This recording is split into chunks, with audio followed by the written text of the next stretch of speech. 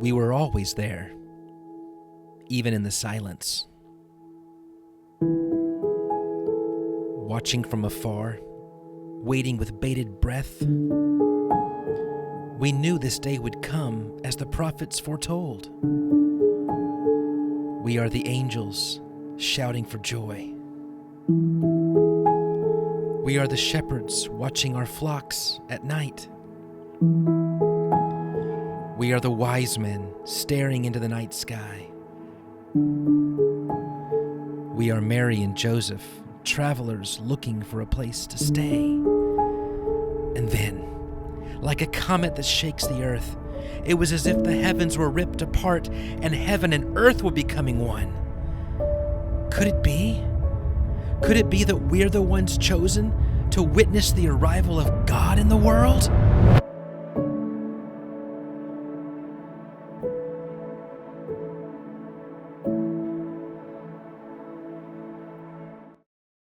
You know us as wise men. You may have heard us called Magi, and you probably have wondered, what in the world is a Magi? Well, the first 4 letters of magistrate carry the word Magi, and maybe that's why in all the paintings you see, we're usually shown in regal, in proper attire.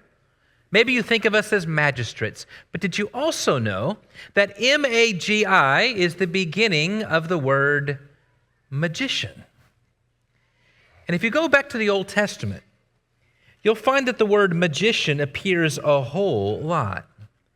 And do you remember what the main job of a magician in the Old Testament actually was? It's when a king needed someone to help them interpret their dreams. Open your Bible. Look in Genesis chapter 41. You remember this story. The Pharaoh who ruled in Joseph's day, there in verse 8, calls for all the magicians of Egypt and all their wise men. Do you see that? Right next to each other. All the magicians and all the wise men. In Exodus, the Pharaoh who's later going to encounter 10 awful plagues calls for, chapter 7, verse 11, the wise men and the sorcerers and the wise men of Egypt. And they were asked to use their secret arts to match the miracle of a staff that had just been turned into a serpent. And in verse 22, the magicians even turned the water of the Nile into blood to match the plague sent by God. The Magi, the magicians, the sorcerers, they brought frogs into Egypt to match the second plague in Exodus 8 and verse 7. But then in verse 18, they were unable to produce the gnats to match that plague.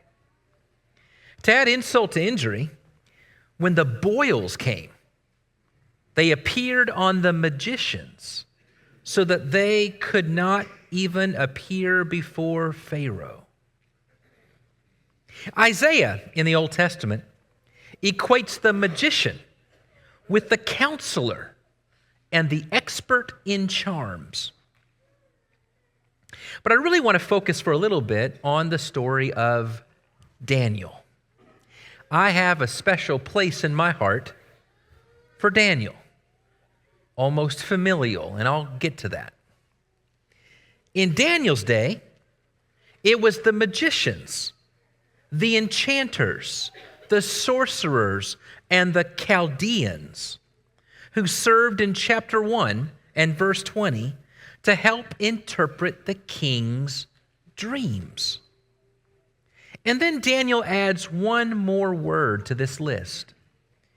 Right there in Daniel 2 in verse 27, he adds wise men, Chaldeans, sorcerers, enchanters, magicians, and astrologers. You've heard of astrology before, right? Not astronomy. Astronomy is a science. Astrology, more of an art. In fact, in Daniel chapter 5 and verse 7, the word magician drops out. And all you have now in Daniel's list are enchanters, Chaldeans, and astrologers. That means that advisors to the king, way out there in Babylon and in Persia, astrologers to the king would counsel and interpret dreams, foretell the future, and examine signs in the sky among the stars. And guess who's included in the list of astrologers out there? Daniel himself. The king is Nebuchadnezzar, and he names Daniel Belteshazzar. And he says the Spirit of God is in Daniel, and no mystery is too difficult for him. Years later, in Daniel 5, verses 11 and 12, his daughter-in-law, the king's daughter-in-law, says to the new king, Belshazzar, "There's a man in your kingdom in whom is the spirit of the holy gods. In the days of your father, light and understanding and wisdom of the gods were found in him. And King Nebuchadnezzar, your father, he made him chief of the magicians, the enchanters, the Chaldeans, the astrologers, because of an excellent spirit and knowledge and understanding that he had to interpret dreams, explain riddles, and solve problems." These were found in Daniel, who the king named Belteshazzar. "Now let Daniel be called, and he will show you the interpretation of your dream." Light and wisdom in the Magi, in whom is the Spirit of God. So the Old Testament paints magicians as astrologers and dream interpreters and counselors. In the book of Acts, chapter 13 and verse 6, there's a magician. And they don't just call him a magician, they call him a false prophet. That's more than showing you the ace of spades, isn't it? It implies that this role involved foretelling and forthtelling. Now, go back to the last chapter of Daniel. He sees a vision. And then he asks about when all these things that I've seen and that I've interpreted are going to come to pass. And all these things, remember, include when the Messiah is going to appear. That's Daniel 7. Think about that. An ancient magi in Babylon and Persia, who knows when the Messiah is going to be born, who's called an astrologer, at the end of the book, asks, when are these things going to happen? And listen, beginning in verse 5. This is Daniel 10 and verse 5, Daniel 12, verse 5. "Then I, Daniel, looked, and behold, two others stood, one on this bank of the stream, and one on that bank of the stream. And someone said to the man clothed in linen, who was above the waters of the stream, 'How long shall it be till the end of these wonders?' And I heard the man clothed in linen who was above the waters of the stream. He raised his right hand and his left hand toward heaven and swore by him who lives forever that it would be for a time, times, and half a time, and that when the shattering of the power of the holy people comes to an end, all these things would be finished. I heard, but I did not understand. Then I said, "Oh, my Lord, what shall be the outcome of these things?" And he said, "Go your way, Daniel, for the words are shut up and sealed until the time of the end. Many shall purify themselves and make themselves white and be refined, but the wicked shall act wickedly." And I want you to notice the next line. "None of the wicked shall understand, but those who are wise shall understand." We've already heard the daughter-in-law of Nebuchadnezzar say light and understanding are in this ancient Magi who's an astrologer and interprets dreams, who's been given the spirit of the holy God, she says gods, and knows the coming of the Messiah. And the end of the book says, we're not going to write this down. It is sealed. You can't write it. But if you can't write it, and it's cryptic and it's sealed, who do you talk to? Who do you share this with? How does this message stay in play so that when the time comes, someone will know? Did I mention that this area, this place where this happens, Babylon, Persia, it's in the east. It's in the east.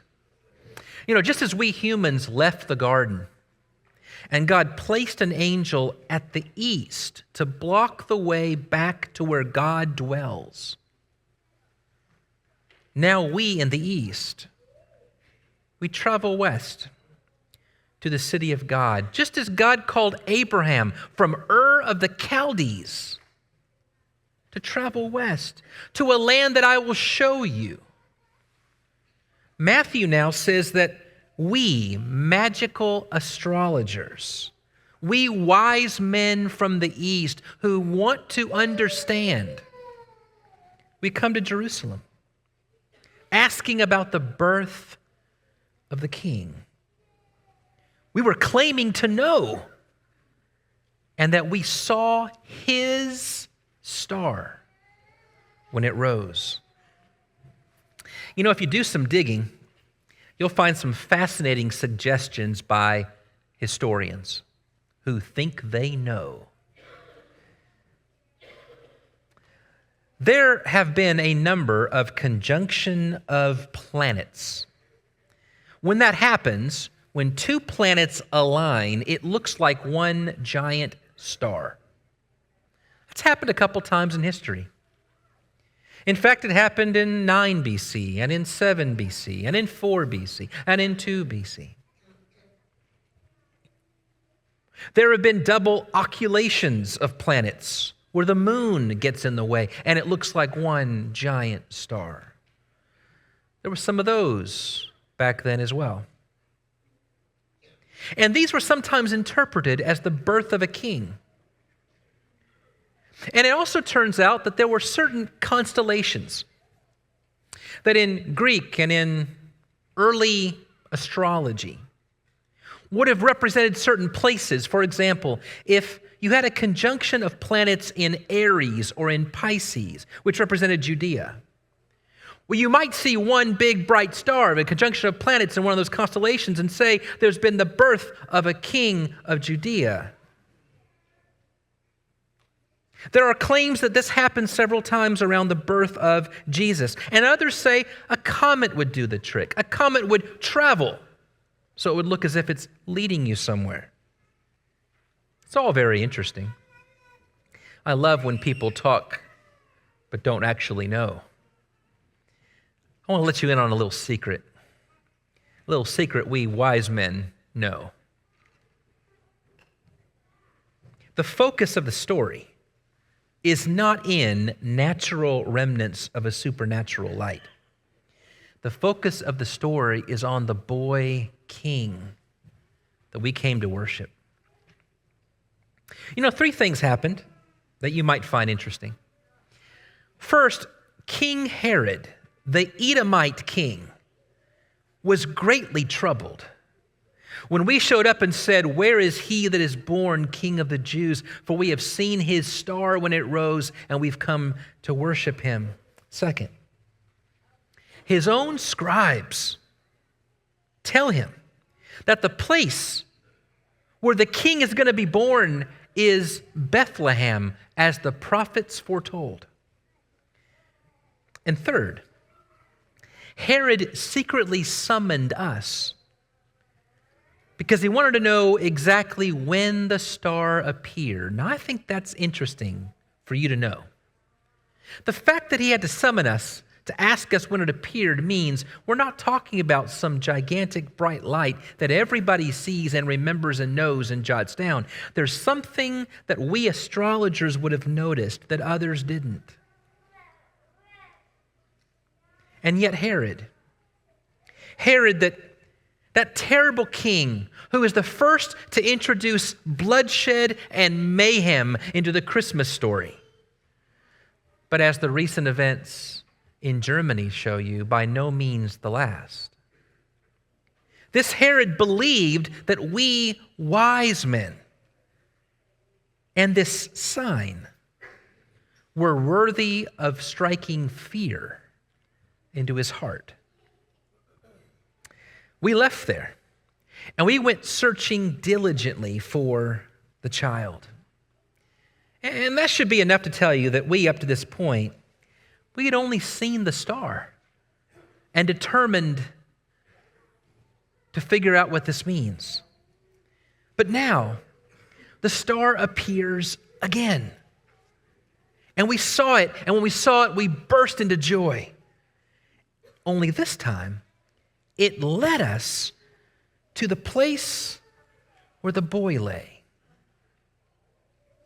We went inside, and there he was, the boy king with his mother. Oh, we brought gifts, gold and frankincense and myrrh. I mean, isn't that what every boy puts on their Christmas wish list? Bars of gold and smelly perfume. We eventually got around to the gift giving, but the first thing we did, the thing we couldn't hold back, was that we fell on our faces and we worshiped him. Matthew reminds you that all the birth of the boy king can do for us is cause us to worship. Oh, I have been looking around for a couple thousand years, and I see traditions of putting up lights and giving each other gifts. And I hear people say that has absolutely nothing to do with Jesus. We should have trademarked that. Everything we do should be about Jesus. And then it was our turn to receive dreams rather than to interpret them for others. We were warned not to return to Herod. So we went out a different way, back to our own country. And there were lots of rumors and legends back then, and there are lots of rumors and legends now about who we are. And it's easy to dismiss them. But it might be helpful to know the reason for some of these legends. They're not all bad. For example, there are those who think that the star didn't have to be some secret given to us, handed down from magi to magi from Persia, from Daniel's lips. Because there's a quote in Numbers, chapter 24 in verse 17, that might have made everyone aware of it if only they took notice. I see him, but not now, says Numbers. I behold him, but not near. A star shall come out of Jacob. A scepter shall rise out of Israel and batter the brow of Moab and destroy all the sons of tumult.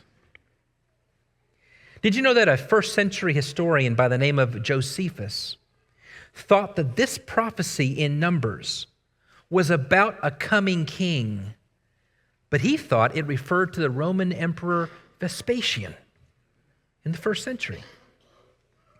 A second century Christian by the name of Origen read Numbers and said, with respect to the appearance of a star at the birth of Jesus, there is a prophecy of Balaam recorded by Moses to this effect: there shall arise a star out of Jacob, and a man shall rise up out of Israel.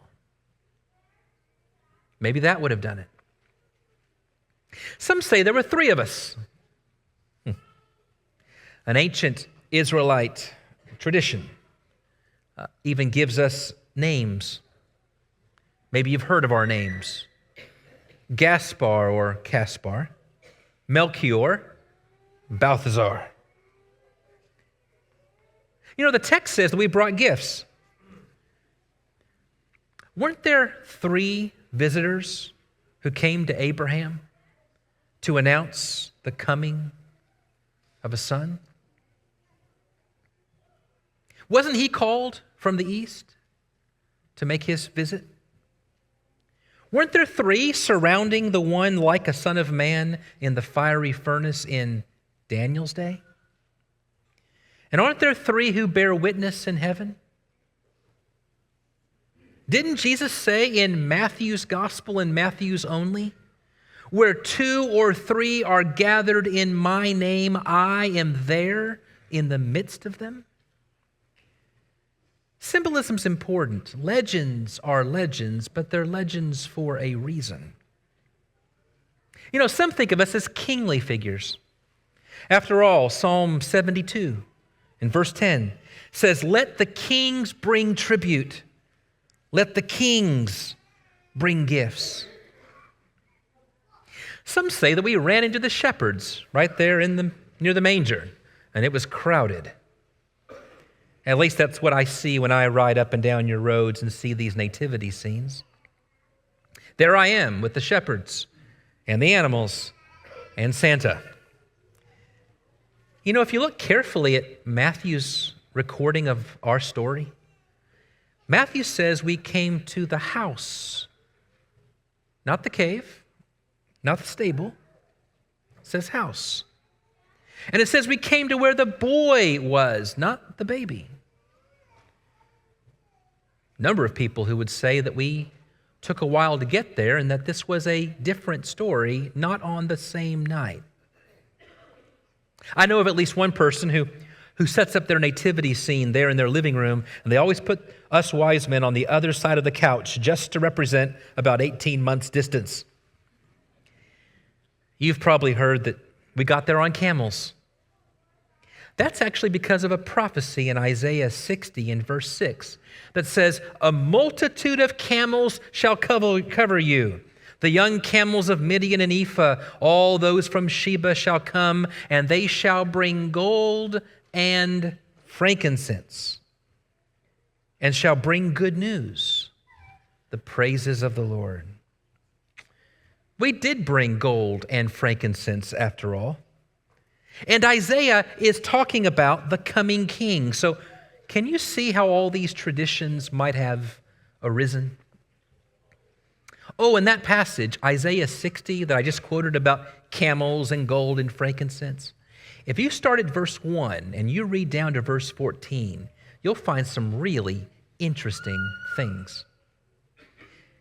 He talks about the glory of the Lord that's going to rise upon Israel, that the nations will come to your light, and that the kings will come to your rising, and they will bow down at your feet with gold and frankincense. We know that all through the Old Testament, Jerusalem was the city of God. Jerusalem is where we go to the house of God. It's where we go to meet God. Don't you find it interesting that the star doesn't shine on them? The star doesn't shine on the temple in Jerusalem. The star doesn't land on Herod's palace. No, Matthew tells us that Herod was afraid and all Jerusalem with him. No. Isaiah 60 uses Jerusalem to represent where God lives, where God dwells, and who God's people are. And wouldn't you know it, on this day, the star that rises on you, the light that shines on you, leads us to a home where the young child lay, that God now dwells not in the temple, not in the palace, but in the person of Jesus Christ. And everyone who belongs to Christ is in Christ, and maybe that's why Jesus says to his followers in Matthew, "You are a shining city on a hill." My hope for you this morning is this: that you won't hear our story and then go out to lunch and debate whether there were 3 of us or 2 or 12, or whether each of these Old Testament passages was a primary prophecy or a secondary prophecy or no prophecy at all, or whether the star was a conjunction of planets or a double occultation of Jupiter or a comet, or whether we visited the same place as the shepherds, or even if Jesus was day 2 or year 2. My hope is different. In Scandinavia, there is a beautiful sculpture of the baby Jesus, but you can't look into his eyes without kneeling. I like that. My hope is that you'll do as we did, that you'll fall on your face and worship the King, that you'll bring your gifts as tribute, that you'll seek him diligently all the days of your life, that you will see in him far more than all we can dream in our philosophy, just as we saw all of that when we looked up at the stars. If you need anything from your master, he stands with his arms open wide, and he leaves them open wide until his death covers you. And then when you run to him, those resurrected arms will wrap around you and hold you just as Mary held him. Thank you for joining us. I hope you've been encouraged. I hope you've been enriched. And if you have any questions, any thoughts, any comments, reach out to us at prayers@wschurch.net. God bless you. Tune in next week.